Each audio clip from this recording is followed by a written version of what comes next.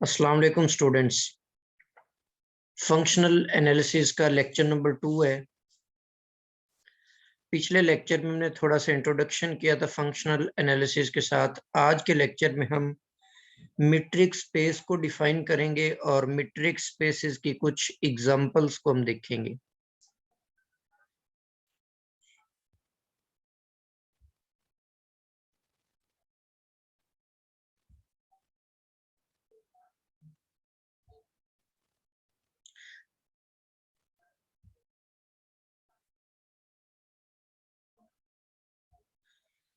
Ji, first of all हम define करते हैं मीट्रिक स्पेस को कि व्हाट मींस मीट्रिक स्पेस।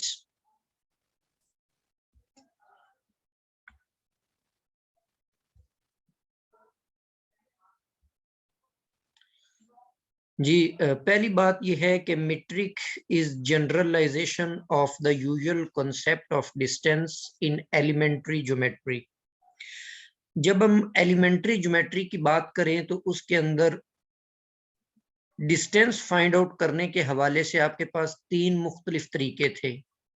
सबसे पहला तरीका तो है जब आप आर के अंदर हो, आर में काम कर रहे हैं, वन डायमेंशनल, जस्ट आपके पास एक रियल लाइन है, इसके किसी भी दो पॉइंट्स ए और बी के दरमियान जब आप डिस्टेंस निकालना चाहते होते हैं तो जो तरीकाकार होता है वो आप ये करते हैं कि फाइनल पॉइंट में से इनिशियल पॉइंट को निकाल दें या इनिशियल पॉइंट में से फाइनल को निकाल दें।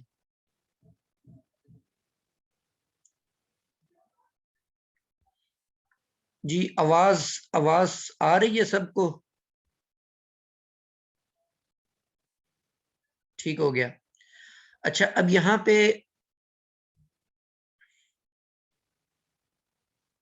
जी ठीक हो गया, ठीक हो गया।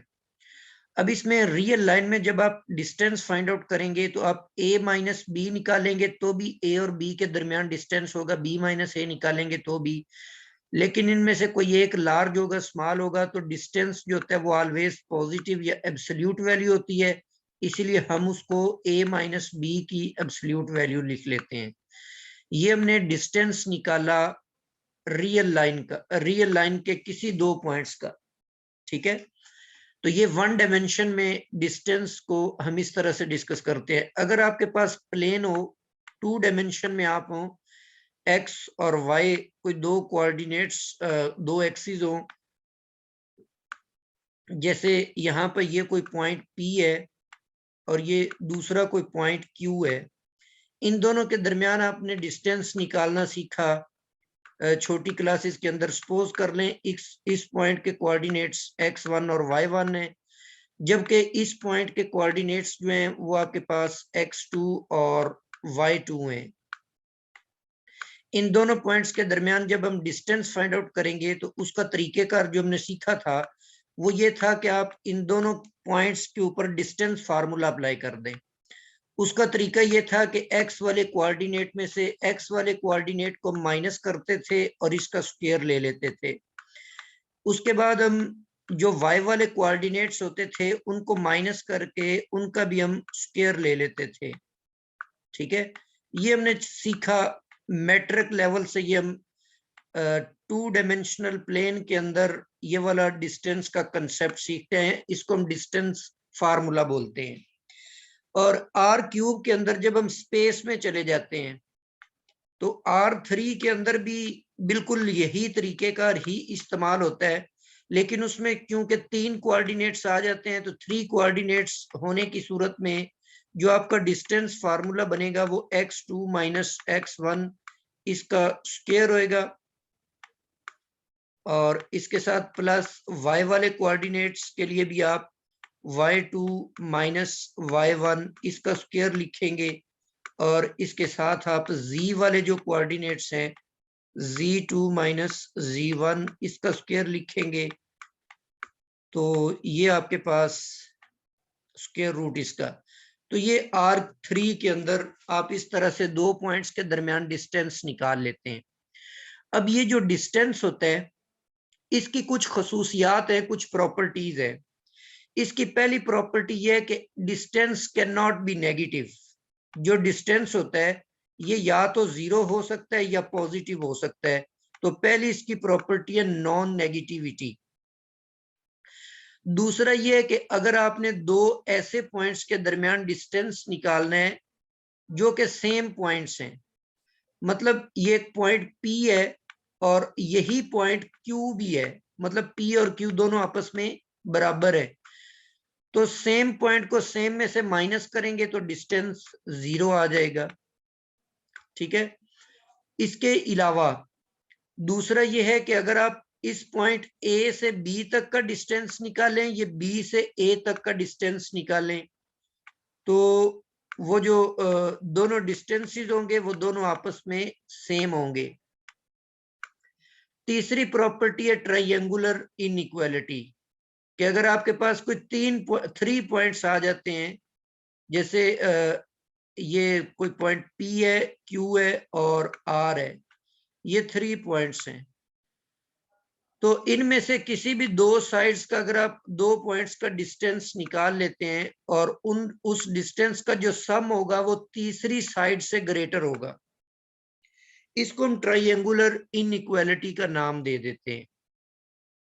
तो जो यूजुअल डिस्टेंस है जो आपने एलिमेंट्री लेवल पर पढ़ा, उस डिस्टेंस की ये 4 प्रॉपर्टीज है।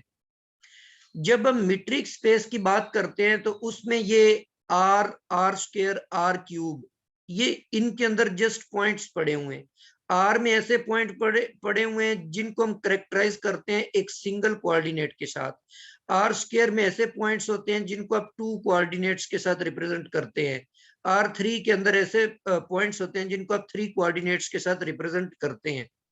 लेकिन जब हम मीट्रिक स्पेसिस लेते हैं तो वो जो स्पेस होती है, वो जो सेट होता है, उसके अंदर लाजमी नहीं पॉइंट्स हों, उसके अंदर सीक्वेंसेस हो सकते हैं, सीक्वेंसेस की कलेक्शन ले सकते हैं आप, फंक्शंस की कलेक्शन ले सकते हैं। तो उन दो फंक्शंस के दरमियान डिस्टेंस कैसे आपने निकालना है, दो सीक्वेंसेस के दरमियान आपने कैसे, तो ये जो एलिमेंट्री लेवल का ये जो आपका डिस्टेंस का कंसेप्ट था, आपने इसको जनरलाइज कर दिया, प्रॉपर्टीज इसकी वही डिस्टेंस वाली रखी, लेकिन हर एक स्पेस के अंदर डिस्टेंस निकालने का जो तरीकेकार है उसको आपने अकॉर्डिंग टू रिक्वायरमेंट्स चेंज कर दिया। ठीक है। तो let us define the general definition of metric. Let x be a non empty set, x हमारे पास एक नॉन एम्प्टी सेट है। इससे पहली बात वाज़ेह हो गई कि एम्प्टी सेट के ऊपर आप मीट्रिक डिफाइन नहीं कर सकते। Non empty is very important, we can not define metric on a non-empty set. A metric on x is a function, ये एक फंक्शन होता है from x cross x to r। देखो ये ऊपर आपने r को देखा, r स्क्वायर को देखा, r क्यूब को, जिसमें भी आप काम कर रहे हो आपको डिस्टेंस निकालने के लिए 2 पॉइंट्स की जरूरत पड़ेगी। ठीक है। तो x क्रॉस x का मतलब होता है कि आपने एक ऑर्डर पेयर उठाना है, उस ऑर्डर पेयर के दोनों एलिमेंट्स में वो x को ही बिलोंग करेंगे, इसीलिए हमने लिख दिया x क्रॉस x। मतलब आपने इस फंक्शन के लिए जो डोमेन आप डिफाइन करने जा रहे हैं उसमें से आप एक सिंगल एलिमेंट नहीं ले सकेंगे। कितने एलिमेंट्स लेंगे? 2 एलिमेंट्स लेंगे, और फिर ये इसका जो इमेज है वो R के अंदर जा रहा है, मतलब उनका जो रिजल्ट होगा, जो भी आप उसके ऊपर मैपिंग अप्लाई करेंगे तो उसका जो रिजल्ट होगा वो एक रियल नंबर होगा। Such that the following conditions are satisfied for all x y z belonging to x. First property ये है कि कोई 2 पॉइंट्स आप एक्स और वाई लेंगे, उनके दरमियान जो मीट्रिक अप्लाई करेंगे उस पर, बेसिकली मीट्रिक के लिए दूसरा लफ्ज आप डिस्टेंस फंक्शन का यूज कर सकते हैं। एलिमेंट्री ज्योमेट्री में इसी चीज को हम डिस्टेंस कहते थे, अब यहां पर उसी शय को हम मीट्रिक का नाम दे रहे हैं। 2 पॉइंट्स का जो डिस्टेंस आपने लेना है वो या तो पॉजिटिव होगा या 0 होगा, नेगेटिव नहीं हो सकता, तो इसको आप मीट्रिक की नॉन नेगेटिविटी प्रॉपर्टी का नाम देते हैं। सेकंड प्रॉपर्टी आपके पास है कि अगर आपने 2 पॉइंट्स के दरमियान डिस्टेंस निकाला और वो 0 निकल आया, इसका मतलब यह है कि वो दोनों पॉइंट्स आपस में इक्वल हैं। अगर आपने दो पॉइंट्स इक्वल ले लिए तो उन इफ एंड ओनली इफ की कंडीशन का यही मतलब है। इस प्रॉपर्टी को आप रिफ्लेक्सिव प्रॉपर्टी का नाम देते हैं। तीसरा आपके पास है, तीसरी प्रॉपर्टी, आपने x से y तक का डिस्टेंस लिया और y से x तक का डिस्टेंस लिया, दोनों डिस्टेंसेस आपस में इक्वल होंगे, इसको आप सिमेट्रिक प्रॉपर्टी का नाम देते हैं। फोर्थ वन हमारे पास है ट्राइंगुलर इनइक्वालिटी। इसको हम यहां पर दोबारा उस तरीके से समझते हैं कि सपोज कर लें कि आपके पास एक पॉइंट ये P है और इसके कोऑर्डिनेट्स x और y है। ये मैं आपको प्लेन के अंदर समझा रहा हूं कि प्लेन में इस तरह से होता है। और इसी तरह यहाँ पे एक पॉइंट Q है, इनका इसके जो कोऑर्डिनेट्स हैं, बल्कि ये आपने यहाँ पर एक्स वाई पॉइंट्स ही यूज किए हुए हैं, तो ये कोऑर्डिनेट्स इनको ना कहें।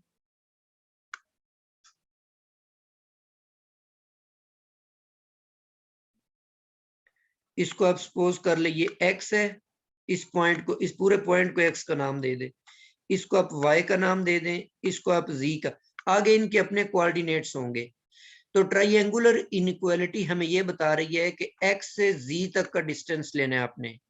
तो ये वाला जो डिस्टेंस है x से z तक, और फिर z से y तक, z से ये वाला डिस्टेंस, इन दोनों का आपने क्या करना है, सम अप कर लेना है।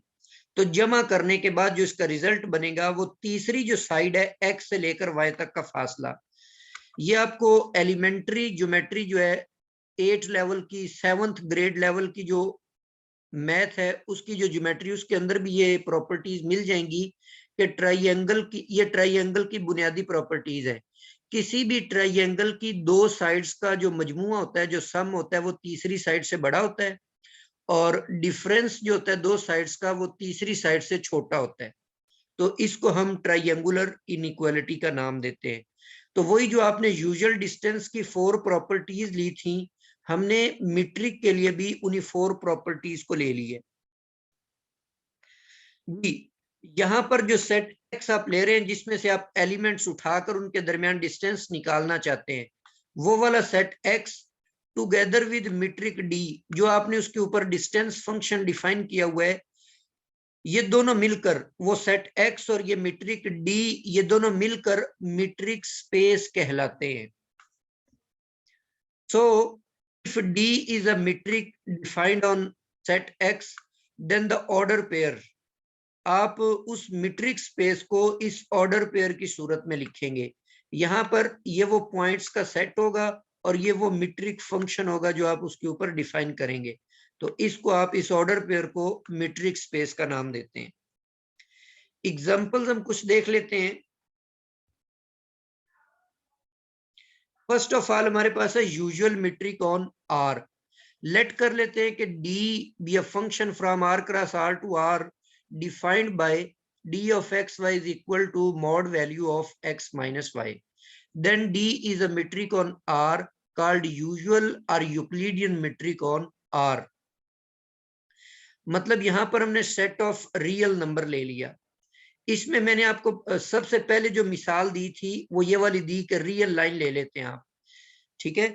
इस रियल लाइन के ऊपर डिस्टेंस निकालने का जो तरीकेकार है दो पॉइंट्स के दरमियान, वो ये वाला है कि इसके दोनों पॉइंट्स लें और उनकी एब्सोल्यूट वैल्यू ले लें। तो ये तो यूजुअल मेथड है। देखें, जो जनरलाइज्ड फॉर्म होती है, जो जनरलाइजेशन होती है, वो स्पेसिफिक केसेस को भी सेटिस्फाई करती होती है। अब ये सबसे पहला जो एलिमेंट्री लेवल का सबसे छोटी मिसाल हमने इसकी ली थी, हम उसको जो हमने डिफाइन किया मीट्रिक, उसकी वो सारी प्रॉपर्टीज आप फुलफिल करवा सकते हैं, ठीक है। और क्योंकि इसको ये जो आपने यहां पर मैंने लिखा हुआ है मीट्रिक डिस्टेंस जो डिफाइन किया हुआ है, इस मीट्रिक को आप कहते हैं कि आर और ये वाला मीट्रिक, ये दोनों मिलकर यूजुअल मीट्रिक बनाती हैं या यूक्लिडियन मीट्रिक बनाती हैं। यूक्लिडियन भी इसका नाम है, यूजुअल भी। अब इसमें वो 4 प्रॉपर्टी सारी आप फुलफिल करवा सकते हैं। कैसे देखें, x माइनस वाई की अब्सोल्यूट वैल्यू है। अब इसका जो भी आंसर निकलेगा वो पॉजिटिव होगा, और अगर दोनों इक्वल आ जाते हैं तो 0 होगा। तो इसका मतलब आपकी पहली प्रॉपर्टी जो है वो खुद ब खुद ही फुलफिल हो गई कि अब्सोल्यूट वैल्यू जो होती है वो हमेशा पॉजिटिव होती है, वो नेगेटिव होती नहीं। इसी तरह अगर आप डी एक्स वाई को 0 ले लेते हैं, डी एक्स वाई को आप कहते हैं जी ये 0 के इक्वल है, तो इसका मतलब ये होगा कि आप x माइनस वाई की जो मॉड वैल्यू है इसको आप 0 ले रहे हैं, और एक किसी भी रियल नंबर की मॉड वैल्यू तब 0 होती है जब वो नंबर इटसेल्फ 0 हो जाता है। और यहां पर आप देख लें कि x इक्वल टू वाई निकल आया। ये आपने फर्स्ट प्रॉपर्टी प्रूफ करवा दी और ये आपने सेकंड प्रॉपर्टी प्रूफ करवा दी। इसी तरह सिमेट्रिक की अगर आप बात करें, थर्ड आपके पास जो प्रॉपर्टी थी वो सिमेट्रिक थी। उसके अंदर आपने डी ऑफ एक्स वाई को इक्वल प्रूफ करना होता है डी वाई एक्स के। तो अब इसकी डेफिनेशन तो ये हमने इस तरह से डिफाइन किया हुआ है। अब यहां से अगर आप एब्सोल्यूट वैल्यू, इसको माइनस को कॉमन ले लेते हैं आप, उससे y पॉजिटिव हो जाएगा और x जो है वो नेगेटिव हो जाएगा। ठीक है। अब रियल एनालिसिस के अंदर या कैलकुलस के अंदर ये मॉड की प्रॉपर्टीज आपने पढ़ी थी कि नेगेटिव वैल्यू का जो मॉड होता है वो उसी x के मॉड के इक्वल आ जाता है। नेगेटिव x का जो मॉड होता है वो पॉजिटिव x के मॉड दोनों बराबर होते हैं। तो इस नेगेटिव को मॉड की वजह से अगर आप इग्नोर कर देते हैं तो ये y माइनस एक्स बन जाएगा एब्सोल्यूट वैल्यू, और this is equal to d of y x. तो ये आपने इसकी सिमेट्रिक प्रॉपर्टी को प्रूफ कर दिया है। इसी तरह ट्राइंगुलर प्रॉपर्टी को अगर आप प्रूफ करना चाहते हैं, फोर्थ वन आपके पास वो है ट्राइंगुलर। तो आपको याद होगा रियल एनालिसिस के अंदर x माइनस वाई आप ले रहे थे यहाँ पे, तो अगर मैं इसमें ऐड कर देता हूं x माइनस जी कर लेते हैं, z मैंने सब्ट्रैक्ट भी कर दिया और इसके अंदर ऐड भी कर दिया। अब आपको याद होगा कैलकुलस के अंदर ही हमने ये प्रॉपर्टी पढ़ी थी कि x, उसको भी हमने ट्राइंगुलर इनइक्वालिटी का नाम दिया था लेकिन वो रियल के लिए थी, ये ग्रेटर और equal to mod x plus mod y, ये चीज होती है। तो अब यहां पर अगर आप इसको इस्तेमाल करते हैं तो ये लेस और इक्वल टू x माइनस जी आ जाएगा और प्लस z माइनस वाई आ जाएगा। तो ये जो r के ऊपर यूजुअल मीट्रिक होता है वो इन चारों प्रॉपर्टीज को सेटिस्फाई करता है, इसीलिए ये मीट्रिक है और इस मीट्रिक को हम यूजुअल मीट्रिक का नाम देते हैं। नेक्स्ट आपके पास है usual metric on r square. Let d be a function from r square cross r square to r be defined by d of pq is equal to x2 minus x1 square plus y2 minus y1 square और इस सारे का square root. यहां पर जो p है ये 2 dimensional r square आपने लिया है तो उसके दो कोऑर्डिनेट्स x1 और y1 सॉरी यहाँ पर भी y1 आता है, ये y2 गलती से लिखा गया। इस तरह q जो है वो x2 और y2 है, ये दोनों बिलोंग कर रहे हैं r स्क्वायर को। Then d is a metric on r square called usual metric और Euclidean metric on r square. ठीक है। तो यही वो यूजुअल वाला डिस्टेंस जो हमने प्रीवियसली डिफाइन किया। ठीक है। तो यहां तक मतलब ये जो आपने मीट्रिक डिफाइन किया है, आर स्क्वायर के ऊपर हमने जो ऑलरेडी वो ज्योमेट्री के अंदर ये पड़ा हुआ है, ये ट्रिग्नोमेट्री के अंदर डिस्टेंस फार्मूला, ये वही वाला फार्मूला है प्लेन के अंदर जिसको हम यूज करते हैं। तो इसको आप कहेंगे कि ये यूजुअल मीट्रिक है आर स्क्वायर के ऊपर। ये जो एब्सोल्यूट वैल्यू वाला था वो यूजुअल मीट्रिक है आर के ऊपर, उसमें चूंकि सिर्फ आर में एक ही कोऑर्डिनेट होता है और यहाँ पर दो कोऑर्डिनेट्स होते हैं तो उसके लिए डिस्टेंस आप इस तरीके से निकालेंगे। अच्छा, नीचे मैंने यहाँ पर एक और मीट्रिक भी डिफाइन किया हुआ है, इसको भी आप वेरीफाई कर सकते हैं, ये भी आर स्क्वायर के ऊपर ही मीट्रिक होता है। अब इसमें ये मीट्रिक डिफाइन कैसे किया हुआ है, देखें ये y1 है, ये वाला हमने इसमें से x और x2 को माइनस किया। इसको थोड़ा सा आप ज्योमेट्री की मदद से समझें।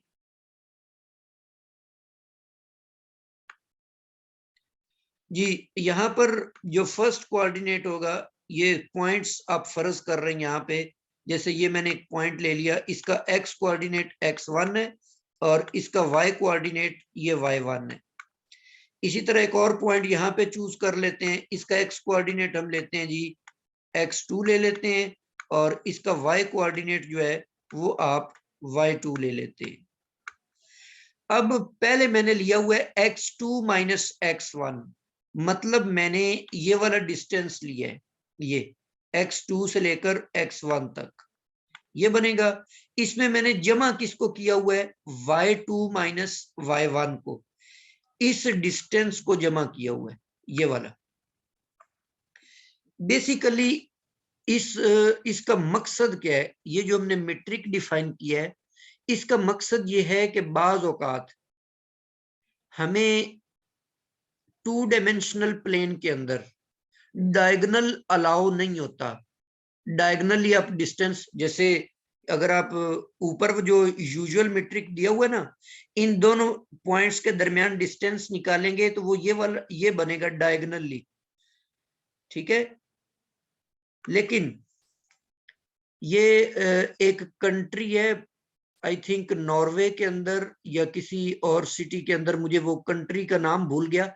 उस कंट्री के अंदर एक जगह ऐसी है जहां पर सड़कें और गलियां इस तरह से बनी हुई हैं कि आप अगर डिस्टेंस मालूम करना चाहते हैं दो घरों के दरमियान या दो जगहों के दरमियान, तो वहां पर ये जो यूजुअल वाला है ना, ये फुलफिल नहीं होता। मिसाल के तौर पर एक गाड़ी मूव कर रही है, थोड़ी देर बाद मूव करने के बाद आपने उस गाड़ी का डिस्टेंस मालूम करना है कि वो कितना उसने डिस्टेंस कवर कर लिया।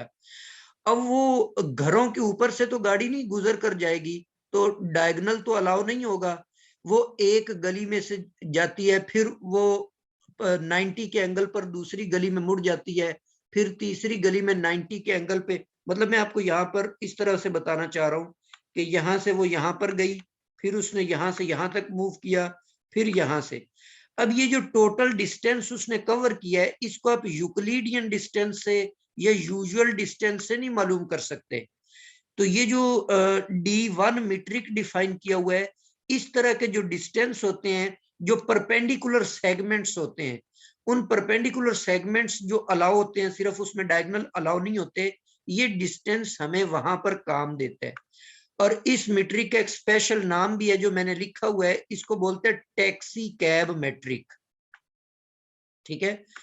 तो इसका नाम भी टैक्सी कैब इसीलिए रखा कि वहां पर वो जो आप मतलब किराए पर टैक्सी लेते हैं, तो वो जो मूव करती है, डिस्टेंस लेती है, उसका जो डिस्टेंस होता है वो आप इस तरीके से ही मालूम कर सकते हैं। अच्छा, नेक्स्ट आपके पास D2 है।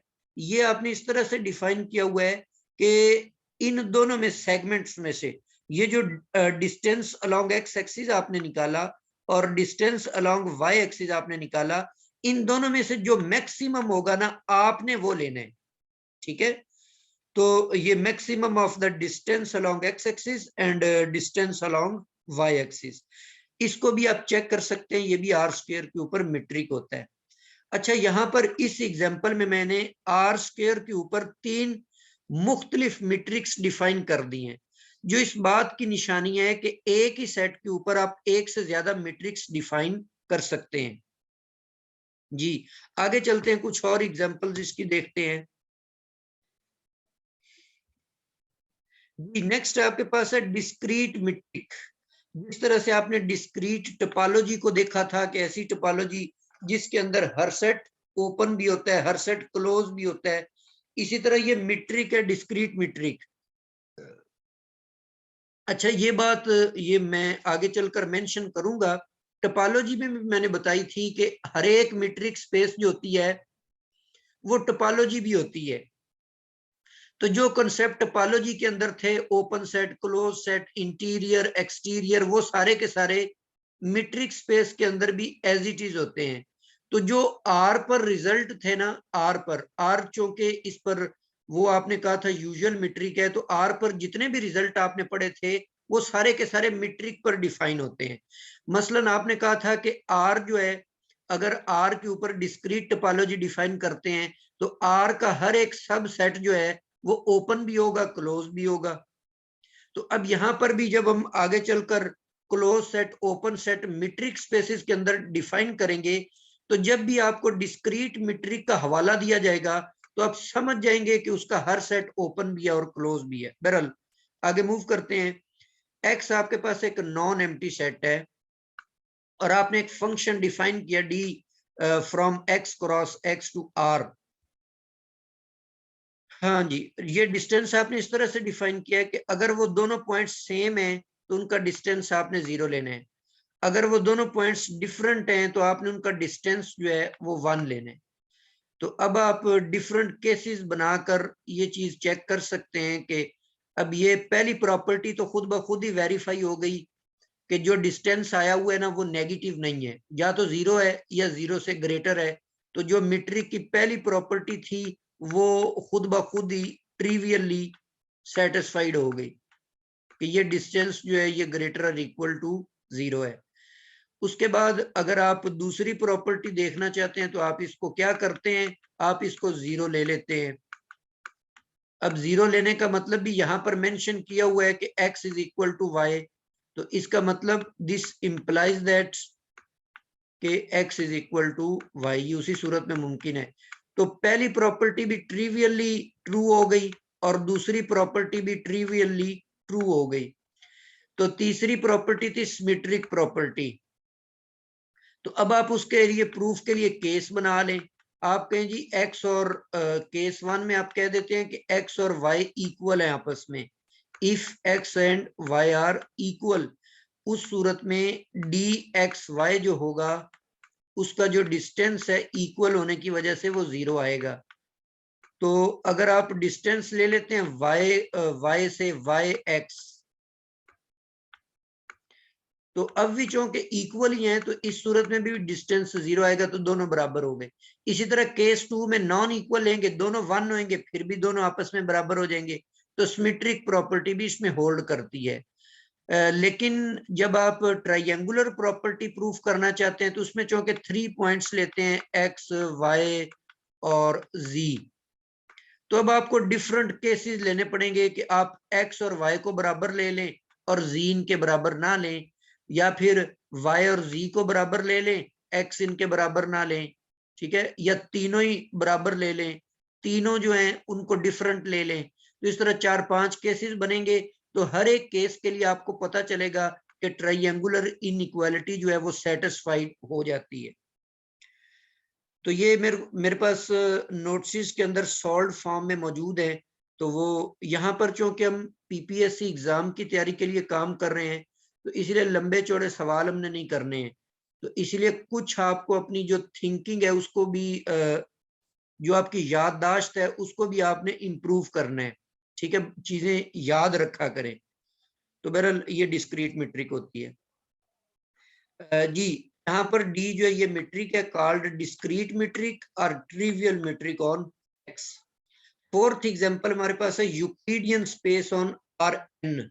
जिस तरह आर पर, आर स्क्वायर पर, आर क्यूब पर आप डिफाइन करते जा रहे हैं, इसी तरह आप ये, क्योंकि आर आर टू के अंदर 2 कोऑर्डिनेट्स होते हैं, आर 3 में 3 कोऑर्डिनेट्स होते हैं, इसीलिए आर एन के अंदर जो भी आप पॉइंट नहीं बोलते, इसको एन टुपल बोलते हैं, ठीक है। जिस तरह वो ऑर्डर पेयर होता है, ऑर्डर ट्रिपल होता है, इसको आप बोलते हैं एन टुपल।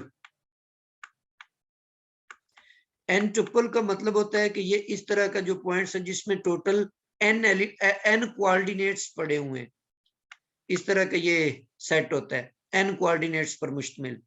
तो ये दोनों पॉइंट्स जो हैं ये बिलोंग कर रहे हैं आर एन को। तो ये मीट्रिक उसी तरह से जैसे यूजुअल मीट्रिक आर स्क्वायर पर, यहाँ पर भी आर स्क्वायर गलती से लिखा गया, आर एन आता है जी। ये भी यूक्लिडियन मीट्रिक कहलाता है आर एन के ऊपर। इसको भी आप प्रूफ कर सकते हैं। नेक्स्ट आपके पास फिफ्थ एग्जांपल है unitary space CN। Set of complex number के ऊपर भी आप इस तरह से मीट्रिक डिफाइन कर सकते हैं, लेकिन ये मीट्रिक है तो similar to this real metric, लेकिन यहाँ पर एब्सोल्यूट वैल्यूज लेकर स्क्वायर लिए हुए हैं। तो ये बात आपने याद रखनी है कि ये कॉम्प्लेक्स नंबर्स हैं, इनके पहले आपने एब्सोल्यूट वैल्यूज निकालनी है, क्योंकि जो डिस्टेंस होता है ना, distance is always a positive real number. और फिर मीट्रिक की डेफिनेशन ही हमने यहाँ पर भी ये की हुई है कि ये CN है, ये भी CN है, लेकिन जो आउटपुट आपको मिलना है वो रियल नंबर मिलना है। तो इधर अगर आप एब्सोल्यूट वैल्यूज नहीं लेते तो हो सकता है उसका जो स्क्वायर बने वो कॉम्प्लेक्स आ जाए, और उसका जो स्क्वायर रूट कॉम्प्लेक्स का बनेगा वो भी कॉम्प्लेक्स होगा। तो हमें तो आउटपुट जो है वो रियल की फॉर्म में चाहिए। तो कॉम्प्लेक्स वाले कोर्स में आपने देखा कि z की जो मॉड वैल्यू होती है ये always belong to set of real, ये रियल नंबर होता है। तो इसलिए यहाँ पर हमें एब्सोल्यूट वैल्यूज लेकर फिर उनके स्क्वायर जो हैं वो डिफाइन करने पड़े। तो CN के ऊपर इस तरीके से जो मीट्रिक आप डिफाइन करते हैं उसको यूनिटरी स्पेस का नाम देते हैं।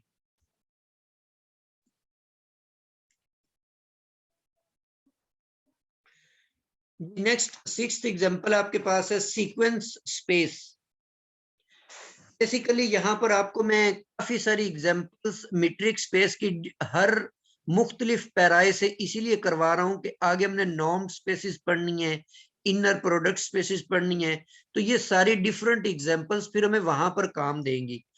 ये सीक्वेंस की स्पेस जो है ये इसको हम आगे चलकर देखेंगे कि बनाक स्पेस कौन होती है, हिल्बर्ट स्पेस कौन बनती है, कंप्लीट कौन सी होती हैं। इसीलिए इस लेक्चर में मैंने आपके लिए काफी सारी जो एग्जांपल्स हैं मीट्रिक की वो रखी हुई है जी। सीक्वेंस स्पेस को हम डिफाइन करने जा रहे हैं, इसको L इंफिनिटी से डिनोट करते हैं। Let L infinity be the set of all bounded sequences. ठीक है, मतलब एक ऐसा सेट है जिसके अंदर वो वाले सारे सीक्वेंसेस पड़े हुए हैं जो कि बाउंडेड है, सीक्वेंसेस ऑफ कॉम्प्लेक्स नंबर्स। ये कॉम्प्लेक्स नंबर जनरलाइज्ड फॉर्म में लिखा हुआ है, क्योंकि जो रियल होते हैं वो भी कॉम्प्लेक्स होते हैं। तो जब आपने सिर्फ अगर यहां पर मैं लिख देता ना सीक्वेंसेस ऑफ रियल, तो फिर उसमें कॉम्प्लेक्स आ ही नहीं सकते थे। जब मैंने कॉम्प्लेक्स लिख दिया तो क्योंकि सेट ऑफ रियल नंबर जो होता है वो कॉम्प्लेक्स का सबसेट होता है, इसीलिए जब मैंने लिखा कि सीक्वेंसेस ऑफ कॉम्प्लेक्स नंबर, इसका मतलब है रियल सीक्वेंस भी इसके अंदर आ जाएंगे।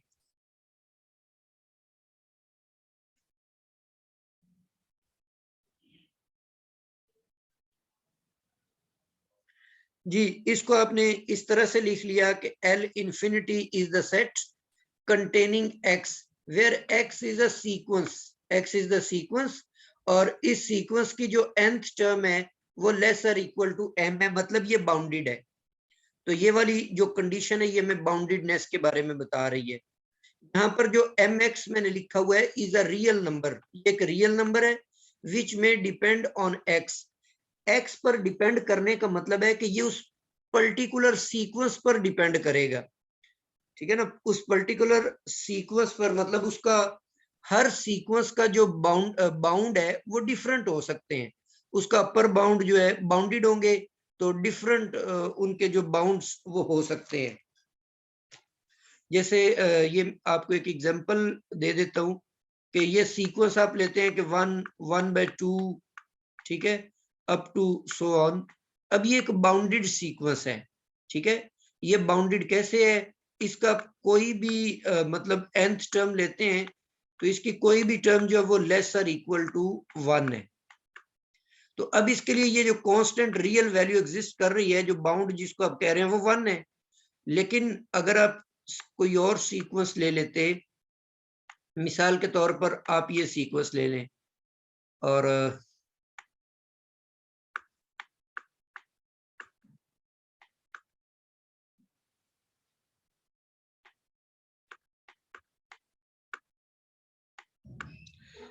इस तरह का आपने मिसाल के तौर पे सीक्वेंस डिफाइन कर लिया है, तो अब इसके अंदर जो अपर बाउंड होगा वो 2 होगा, ठीक है ना। तो ये गालबन इस तरह का सीक्वेंस बनता है 1/1 + n। तो इसकी nth टर्म जो लेंगे, इसके लिए जो अपर बाउंड होगा वो 2 हो जाएगा। ये इसका अपर बाउंड जो है वो 2 है। अब इसको मैं कह देता हूं कि ये m1 है और इसको मैं कह देता हूं कि ये m2 है।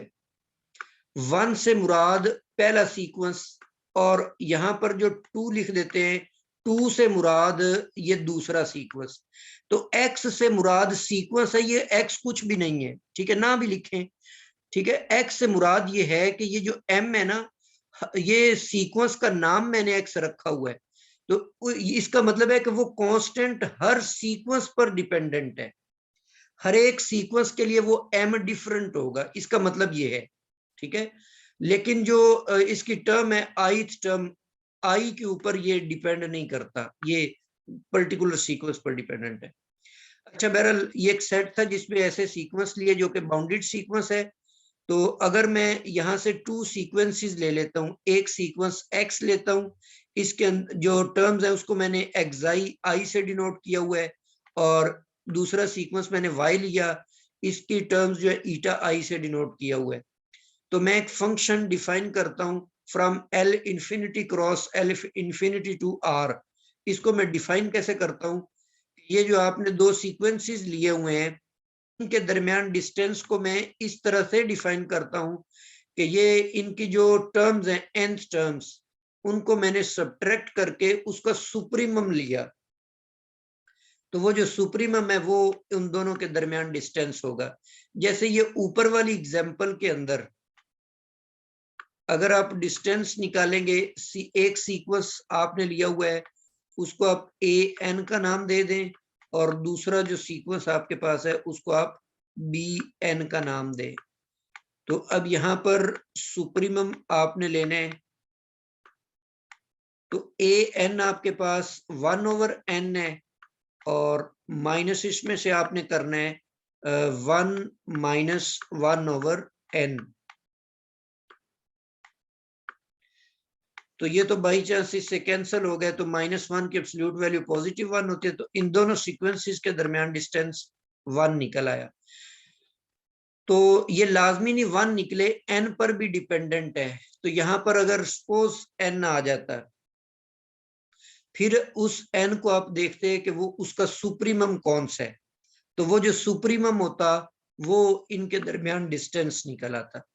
तो ये जो मीट्रिक स्पेस आपके पास है, ये सीक्वेंस की स्पेस कहलाती है। इसके अंदर सारे बाउंडेड सीक्वेंस होते हैं, ठीक है। अच्छा, ये टाइम जो है वो 1 मिनट रह गया सेशन खत्म होने में, तो उसी लिंक के ऊपर आपने क्लिक करके दोबारा से इसको ओपन कर लेना है। This is a metric on infinity. Sequence space के ऊपर आप इस तरह से मीट्रिक डिफाइन कर सकते हैं, ठीक है। तो ये हर सेट के ऊपर जो मैं मीट्रिक डिफाइन करता हुआ जा रहा हूं, ये मीट्रिक आपने याद रखने हैं, ठीक है। अब मैं इनको प्रूफ तो नहीं करवा रहा हूं, जस्ट आपको बता रहा हूं कि ये मीट्रिक होते हैं। वो प्रूफ मेरे पास सॉल्व्ड मौजूद है, वो मैं नोट्स ग्रुप में शेयर कर दूंगा। अगर कोई